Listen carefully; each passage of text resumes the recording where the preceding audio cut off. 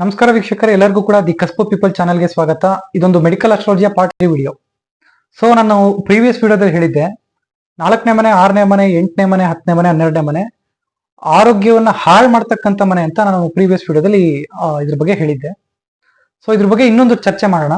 ಇನ್ನೊಂದು ವಿಚಾರ ಏನಪ್ಪಾ ಅಂದ್ರೆ, ಒಂದು ಡೆಪ್ತ್, ಇನ್ನೊಂದು ಅನಾಲಿಸಿಸ್. 8ನೇ ಮನೆ, 12ನೇ ಮನೆ ಅಂದ್ರೆ ಈ ಸೂಪರ್ ಸ್ಪೆಷಾಲಿಟಿ ಬ್ರಾಂಚಸ್ ಅಂತ ಕರಿತೀವಿ ಮೆಡಿಕಲ್ ಸೆಕ್ಟರ್ ಅಲ್ಲಿ.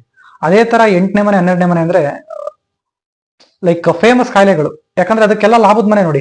8ಕ್ಕೆ ಲಾಭದ ಮನೆ 6ನೇ ಮನೆ, 12ಕ್ಕೆ ಲಾಭದ ಮನೆ 10ನೇ ಮನೆ. 12ನೇ ಮನೆ ಸಿಕ್ಕಾಪಟ್ಟೆ ಟೆಕ್ನಾಲಜಿಯಿಂದ ಬಳಸ್ಬಿಟ್ಟು ಕ್ಯೂರ್ ಮಾಡ್ತಕ್ಕಂಥ, ಟ್ರೀಟ್ ಮಾಡ್ತಕ್ಕಂಥ ಡಿಸೀಸ್ 8ನೇ ಮನೆ, 12ನೇ ಮನೆ. ಲೈಕ್ 12ನೇ ಮನೆ ಫಾರ್ ಎಕ್ಸಾಂಪಲ್ ಹೇಳ್ತೀನಿ. 12ನೇ ಮನೆ ಯಾವ ತರ ಆಗುತ್ತೆ ಅಂದ್ರೆ, ರೇಡಿಯೇಷನ್ ಆಂಕಾಲಜಿ ಅಂತ ಕೇಳಿರ್ಬೋದು, ಕೀಮೋಥೆರಪಿ ಅಂತ ಕೇಳಿರ್ಬೋದು. 12ನೇ ಮನೆ ಏನೋ ಒಂದು ಕ್ಯಾನ್ಸರ್ ರಿಲೇಟೆಡ್ ಏನೋ ಇಶ್ಯೂಸ್ ಇರುತ್ತೆ, ಥೆರಪಿಯಿಂದ ಅವ್ರು ಕ್ಯೂರ್ ಆಗ್ತಕ್ಕಂಥದ್ದು 12ನೇ ಮನೆ. ಓಕೆ, ಇನ್ನು 8ನೇ ಮನೆ ಅಂದ್ರೆ ಪ್ಯೂರ್ ಸರ್ಜಿಕಲ್ ಬೇಸ್ಡ್ ಕ್ಯೂರ್ ಅಂತ ಕರಿತೀವಿ. 8ನೇ ಮನೆ pure surgical based cure. So ಇನ್ನು 6ನೇ ಮನೆ ಅಂತ ತಗೊಂಡಾಗ ಅದು ಒಂಥರ ಹೇಗಾಗುತ್ತೆ ಅಂದ್ರೆ, 6ನೇ ಮನೆ ಶಾರ್ಟ್ ಟರ್ಮ್ ಡಿಸೀಸ್. ಒಬ್ಬ ಸ್ಪೆಷಾಲಿಟಿ ಡಾಕ್ಟರ್ ಡೀಲ್ ಮಾಡ್ತಕ್ಕಂಥ diseases. Like sir, I am A dermatologist, ನಾನು ಡರ್ಮಟಾಲಜಿ ಡಾಕ್ಟರ್ ಇದ್ದೀನಿ, ಸ್ಕಿನ್ ರಿಲೇಟೆಡ್ ಇಶ್ಯೂಸ್ ಇದೆ, ಅದು ನಾನು ನೋಡ್ತಾ ಇದ್ದೀನಿ. ಲೈಕ್ ಈ ತರ ಒಂದು ಎಕ್ಸಾಂಪಲ್ ನಾನು ಹೇಳಿದ್ದು. ಸೊ ಇನ್ ಜನರಲ್ ಆಗಿ ಹೇಳೋದು ಅಂದ್ರೆ 6 ಅಂತ ತಗೊಂಡಾಗ, ನಾನು ಇದನ್ನ ಯಾಕೆ ಹೇಳಿದೆ ಅಂದ್ರೆ ವೀಕ್ಷಕರೇ, ಈಗ ಎಕ್ಸ್ಪ್ಲೇನ್ ಮಾಡ್ತೀನಿ ನೋಡಿ. 6ನೇ ಮನೆ ಅಂತ ತಗೊಂಡಾಗ ಒಂದು ಕಾಮನ್ ಆಗಿ ಒಬ್ಬ ವ್ಯಕ್ತಿಗೆ ಬರ್ತಕ್ಕಂಥ ರೋಗಗಳು. ಸರ್, ನಾನು ಸಿಕ್ಕಾಪಟ್ಟೆ ಏನೋ ಕೆಲಸ ಮಾಡಿದೆ, ವರ್ಕ್ ಮಾಡಿದೆ, ಮೈ ಕೈ ನೋವು ಬಂತು, ಕೈಕಾಲು ನೋವು ಬಂತು. ಒಂದು ಫ್ಯಾಕ್ಟ್ರಿನಲ್ಲಿ ವರ್ಕ್ ಮಾಡ್ತಾ ಇದ್ದೆ, ಅದರಿಂದ ನನಗೇನೋ ಒಂದು ಕೈಕಾಲು ನೋವು ಪೇನ್ಸ್ ಎಲ್ಲ ಬಂತು.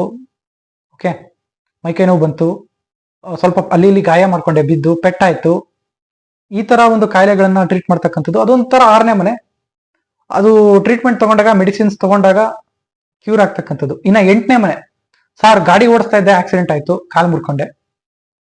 ಸರ್ ಗಾಡಿ ಓಡಿಸ್ತಾ ಇದ್ದೆ, ತಲೆ ಏನೋ ಆಯ್ತು, ಸರ್ಜರಿಗೆ ಒಳಗಾಗಬೇಕು ಬಂತು. ಸರ್ ತುಂಬಾ ಆಹಾರದಲ್ಲಿ ಏನೋ ಪಥ್ಯ ಮಾಡೋಕ್ಕಾಗ್ಲಿಲ್ಲ, ಪೈಲ್ಸ್ ಆಗ್ಬಿಟ್ಟಿದೆ.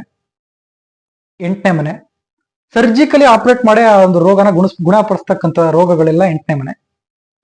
ಇನ್ನ 12ನೇ ಮನೆ, ಅದು ಬೋತ್ ಸರ್ಜರಿ ಮತ್ತೆ ಬೋತ್ ಟೆಕ್ನಾಲಜಿ, ಎಲ್ಲಾ ತರ ಒಂದು ಟೆಕ್ನಾಲಜಿ ಹಾಸ್ಪಿಟಲೈಸ್ ಆಗಿ 24 ಗಂಟೆ ಕೇರ್ ತೋರಿಸಿ ಆ ತರ ಕ್ಯೂರ್ ಮಾಡ್ತಕ್ಕಂಥ ಕಾಯಿಲೆ 12ನೇ ಮನೆ.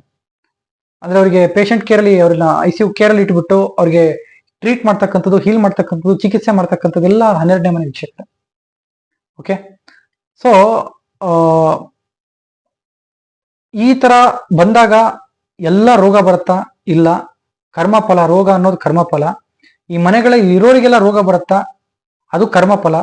ಯಾಕಂದ್ರೆ ಜ್ಯೋತಿಷ್ಯದಲ್ಲಿ ವೀಕ್ಷಕರೇ, ಒಂದೊಂದು ಮನೆಗಳು 1000 ಸಿಗ್ನಿಫಿಕೇಶನ್ಸ್ ಬಗ್ಗೆ ಮಾತಾಡುತ್ತೆ. ಜ್ಯೋತಿಷ್ಯದಲ್ಲಿ 1000 100 ಸಿಗ್ನಿಫಿಕೇಶನ್, ಭಾವಾದ್ಭಾವ ಕಾರಕ ನೀವು ಹಾಕ್ಬಿಟ್ರೆ. 12ನೇ ಮನೆ ನಾನು ಹೇಳಿದೆ, ಹಾಸ್ಪಿಟಲೈಸ್ಡ್ ಆಗ್ತಕ್ಕಂಥ ರೋಗ, ಕೋಮಾ ಬರ್ತಕ್ಕಂಥ ರೋಗ, ಹೌದು 12ನೇ ಮನೆ. ಅದೇ 12ನೇ ಮನೆ ಒಬ್ಬ ವ್ಯಕ್ತಿಗೆ ಕರ್ಮಫಲದ ಪ್ರಕಾರ ಎಲ್ಲ ಫಾರಿನ್ ಟ್ರಿಪ್ ಹೊಡಿತಾ ಇರ್ಬೋದು, MNC ಕಂಪ್ನಿಯಲ್ಲಿ ಜಾಬ್ ಮಾಡ್ತಾ ಇರ್ಬೋದು, ಒಂದು ಸ್ಮಾಲ್ ಸ್ಕೇಲ್ ಇಂಡಸ್ಟ್ರಿ ನಡೆಸ್ತಾ ಇರ್ಬೋದು. 12ನೇ ಮನೆ ಬಿಸ್ನೆಸ್ ಅಲ್ಲಿ ಲಾಸ್ ಕೊಡ್ತಾ ಇರ್ಬೋದು.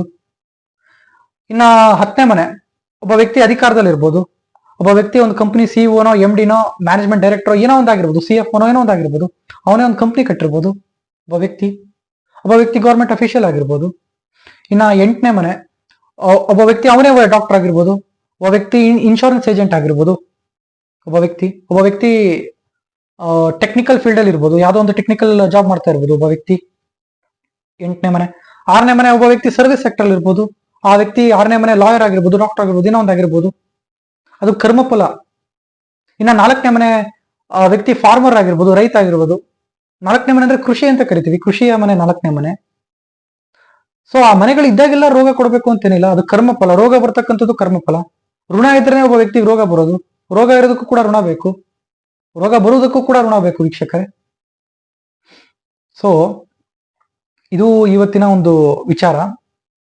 ಅಂಡ್ ಇದು ಇನ್ನೊಂದು ರೀತಿ ತಗೊಂಡಾಗ ಏನಾಗುತ್ತೆ ಅಂದ್ರೆ, ಕ್ಯೂರ್ ಕೊಡ್ತಕ್ಕಂಥ ಮನೆ 12ನೇ ಮನೆ ಆಸ್ಪತ್ರೆಗೆ ವ್ಯವಸ್ಥಾನ 11ನೇ ಮನೆ ಕ್ಯೂರ್.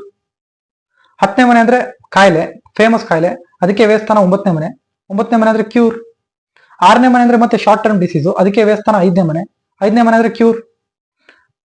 4ನೇ ಮನೆ ಅಂದ್ರೆ ಈ ಡಿಪ್ರೆಷನ್ ಅದೆಲ್ಲ ಹೇಳಿದೆ, ಅದು 4ನೇ ಮನೆ ಅನ್ಕ್ಯೂರೇಬಲ್ ಅಂತ ಕರಿತೀವಿ, ಅದಕ್ಕೆ ವ್ಯವಸ್ಥಾನ 3ನೇ ಮನೆ ನ್ಯೂಟ್ರಲ್, ಅದು ಕ್ಯೂರ್ ಕೊಡ್ಬೋದು ಅಥವಾ ಡಿಪ್ರೆಷನ್ಗೆ ಒಳಗೆ ಮಾಡ್ಬೋದು, ಅದು ಒಂಥರ ನ್ಯೂಟ್ರಲ್. ಅದು ಇನ್ನೂ ಫರ್ದರ್ ನಾನು ಮಾತಾಡ್ತೀನಿ ಅದ್ರ ಬಗ್ಗೆ. ಮೆಡಿಕಲ್ ಅಸ್ಟ್ರಾಲಜಿ ಇನ್ನೂ ಡೀಟೇಲ್ ಆಗಿ ಸ್ಟಡಿ ಮಾಡಿದಾಗ ಗ್ರಹಗಳ ಕಾರಕತ್ವ, ಯಾವ ಯಾವ ಗ್ರಹಗಳು ಯಾವ ಯಾವ ಒಂದು ರೋಗಗಳನ್ನ ಕಾಸ್ ಮಾಡುತ್ತೆ ಅಂತ ತಗೊಂಡಾಗ ಅದ್ರ ಬಗ್ಗೆ ಇನ್ನೊಂದಿಷ್ಟು ನಾನು ಡೀಟೇಲ್ ಆಗಿ ಚರ್ಚೆ ಮಾಡ್ತೀನಿ ವೀಕ್ಷಕರೇ. ಸೊ ಇದು ಈ ಒಂದು ವಿಡಿಯೋ ಆಗಿತ್ತು.